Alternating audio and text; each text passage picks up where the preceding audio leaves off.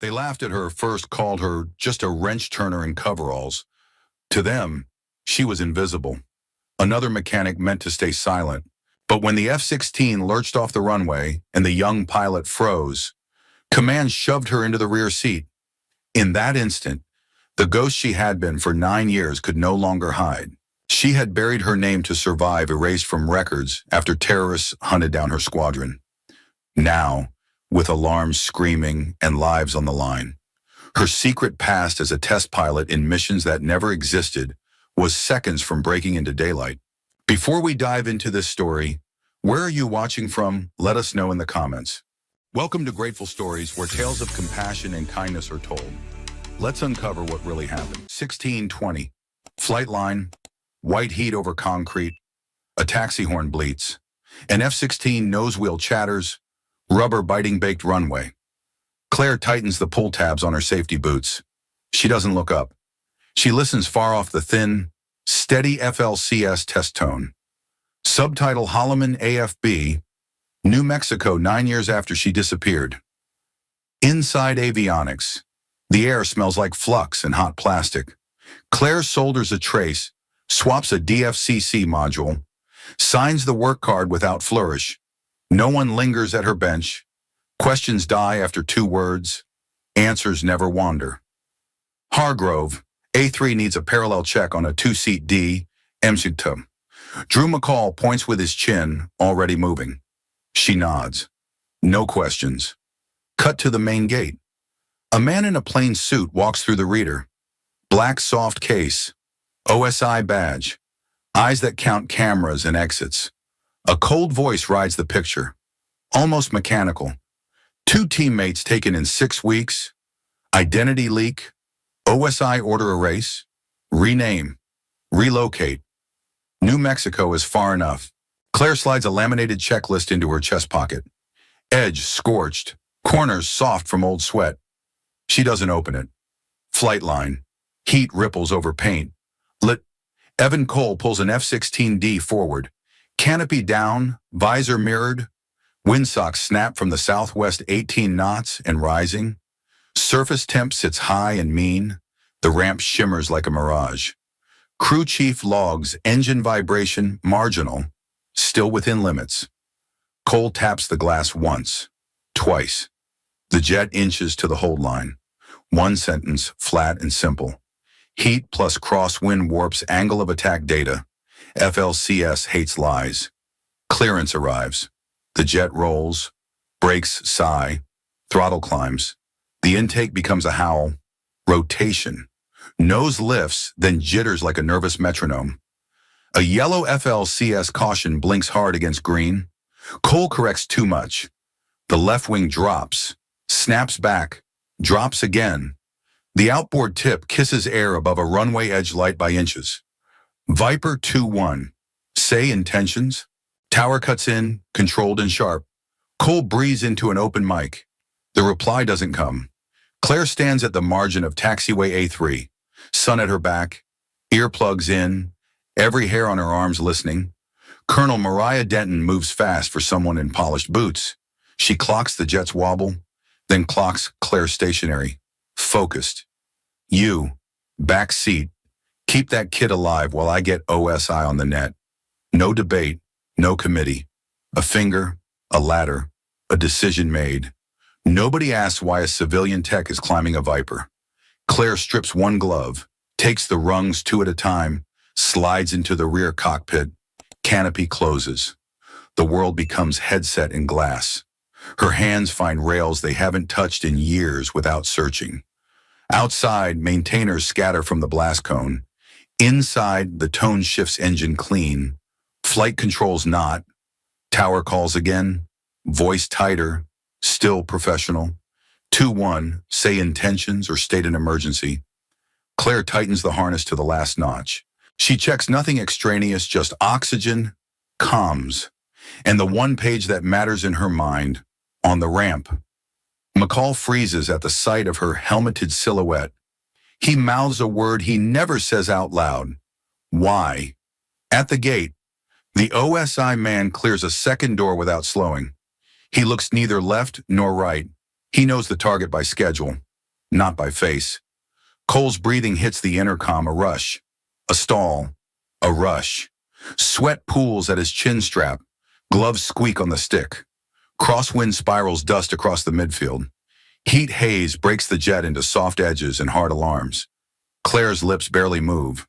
Her eyes line the gauges in a slow, exact sweep learned under a different call sign. Colonel Denton stares at the runway with a stillness that looks like prayer. She doesn't pray. She counts variables and outcomes in lawyers. Another horn on a distant taxiway.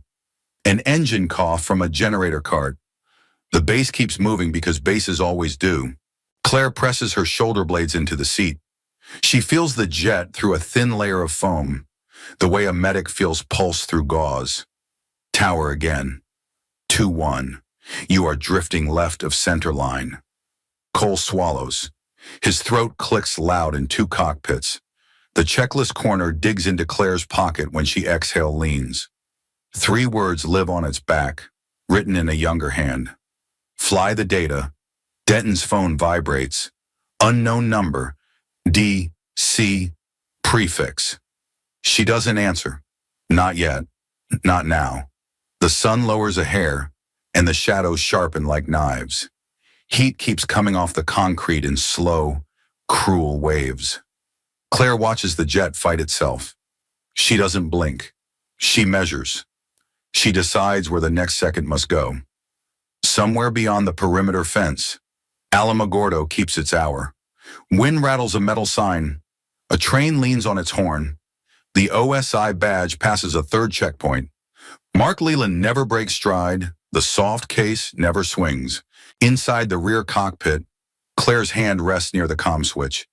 She hasn't spoken yet. She will, and only once she must. Cole's helmet turns a fraction, looking for help that isn't there. He doesn't know the help is already behind him, already counting down. Denton exhales, last time before she intervenes. She keys the line that jumps the queue. Rear cockpit, confirm you're strapped and hot. Affirm. Claire's voice is level, like a ruler laid flat. No history in it, no hint. Only present tense and a job. A pause hangs thin as the air over the desert. Denton nods to no one. Decision sealed. You have 13 minutes, she says. Not loud, not soft, maybe less. Before the heat burns away your margin. The cockpit rattled with warning tones. Claire steadied her breath, voice sharp in Cole's headset. Right hand light. Watch the AOA tape. Forget the horizon. A shrill beep cut through. FLCS degrade glowed amber, controls twitching under his grip. She pressed her boot into the yaw pedal, trimming out the gust. Switch to SEC mode now, she ordered. Cole hesitated, fingers brushing the wrong panel. She snapped. Green switch. Do it. A rough clunk answered. The jet shivered, then steadied, like a wild animal leashed. Claire's voice, flat SEC raw controls, less filtering. Your right hand must be clean. Cole's breathing rasped in the intercom. Sweat beaded inside his visor, fogging the lower edge. She didn't wait for his panic to build. Manual trim, 2 clicks down, 12 degrees, AOA. Hold it there. Not 14, not 11. His thumb tapped the switch. The nose obeyed sluggishly. The altimeter sank too fast. Desert floor rising. Gear indicators glowed red, unsafe. Claire read them in half a glance. Leave the gear extended. We're not cycling it again. Short pattern only. Outside, the desert shimmered like water. Heat waves bent the horizon. Tower and hangars rippling. Wind slapped the canopy like loose canvas. Back in avionics, the room went still. McCall leaned close to the console speaker. A young mechanic whispered, "Who's in the back seat? Avionics tech." Another muttered. A laugh half formed, then died when the radio squealed. Nobody wanted to say the words again. At the OSI office trailer, Mark Leland's phone buzzed. He answered without turning from the window. One eyebrow lifted, but his face stayed stone. Cole gasped. Rhythm broken. Focus. Claire said. Calm but iron. Breathe with me. She counted. Steady. 1, 2, 3. Release. Hold. He matched her cadence. Shaky at first. Warning tones softened. The jets wobble easing. Needles steadied. For the first time, control felt possible. Claire checked fuel. Margin thin. Straight in to runway 34 left. She called. ATC came back fast. Wind 190 at 17. Crosswind. Power on landing. Claire muttered. She keyed the mic. Landing with gear down. Engines live. 180 knots approach. No drama. No plea, just instructions. In the tower, controllers exchanged quick glances. Nobody questioned a voice that flat, that certain. Clearance granted. Runway lights brightened. Cole's knuckles glared white on the stick. Claire overlaid her calm like a shield. Keep 180. Don't chase altitude. The speed will hold you stable. VO in her own head faster than standard. Better to smash the jet into the runway than float and drift. Stability mattered more than elegance. Final approach. The desert air punched sideways, hot and angry. The jet skidded in its own slipstream. Cole's voice cracked. We're off center, ignore it. She snapped. Fly the tape. Fly the number. Ignore the paint. The runway filled the glass. Throttle trembled under his hand. Impact hard, direct. Tires shrieked. Black streaks scarring the concrete. The jet lurched, bounced once, then slammed again. Left wingtip kissed a runway light post. Sparks spitting. The frame groaned but held. No fire, no roll. Claire pulled the aero brake lever herself. Exact angle, exact time. The drag bit air like a claw, slowing the jet clean. They stayed arrowed on centerline, rolling straight. In the hangar, radios crackled the report. Mechanics exhaled as one. The sound ragged and raw. Someone muttered, impossible. On the taxiway, emergency trucks trailed the slowing fighter. Claire's chest rose once, sharp and controlled. She let Cole feel the stop. Let him believe his hands were still on the controls. The jet finally halted, nose settling.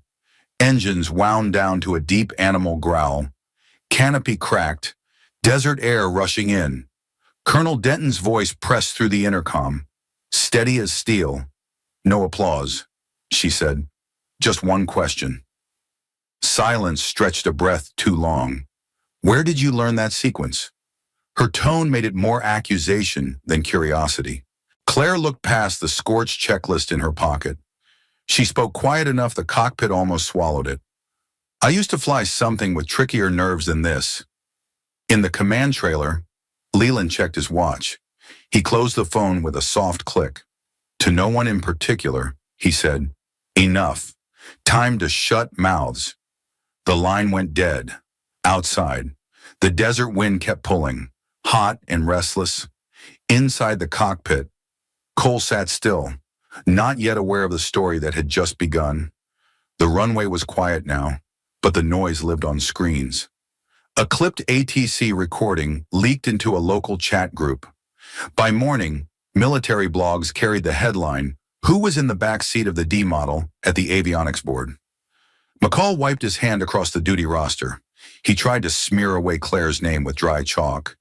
It didn't matter, screenshots were already out. Phones buzzed across the base. Mechanics pretended to work. Ears bent toward rumor. Pilots walked faster. Not slower. The way people do when they smell scandal. Inside a secure room, the blinds were closed. OSI agent Mark Leland slid a thin folder across the table. The paper inside looked lighter than the air in the room. Colonel Denton opened it, jaw tight. A single photograph Claire, but labeled with a different name. Lines of text beneath Edwards AFB, F-35 developmental test, non-attributable deployment, 2 names under KIA, notes in bold protective identity issued after intelligence breach. The colonel's voice hardened. This never leaves this room. Leland's tone never rose or fell. No press statements, no acknowledgement, no record. She remains invisible. The order hung like a locked door. Across base housing. Letty. Evan Cole knocked on the side door of avionics. His face pale, his eyes heavier than his age. He didn't look at the cameras overhead. "You saved me up there," he said quietly. "Who taught you to hit SEC that way? It's not in the syllabus." Claire didn't answer with words. She pressed something into his palm. A worn sticker, the kind texts slap on panels. 3 words in faded black: "Fly the data." McCall saw the exchange from a corner. For a flicker, he glimpsed the scorched checklist edge in Claire's pocket. Then it vanished again, tucked deep where no one could ask. 2 days later, Kirtland AFB received a visitor. Major General Roland Greer, lean, silver hair, eyes that missed nothing. He had requested no escort. He didn't need one. A conference room was cleared, doors sealed, screens blinked awake, showing internal feeds. Greer looked straight into one camera as though it were a witness. "Claire Hargrove," he said without hesitation. "You stood in places the record insists never existed. I confirm it here." His voice left no space for denial. Colonel Denton bristled. "Cutting in." "Sir, OSI protocol, this is restricted." Greer turned gaze hard enough to cut glass. "I'll take the responsibility." The words landed like iron. Silence followed, long enough to carry weight. Later, reporters gathered in a briefing hall. No banners, no medals, just a podium with a seal. Leland stood to one side, Denton to the other. The statement was short, almost surgical. A civilian contractor provided emergency technical support during a flight anomaly. "The matter is resolved. No further details." Hands shot up, voices pressed forward. "Name, unit, background." The reply was a single syllable: "No."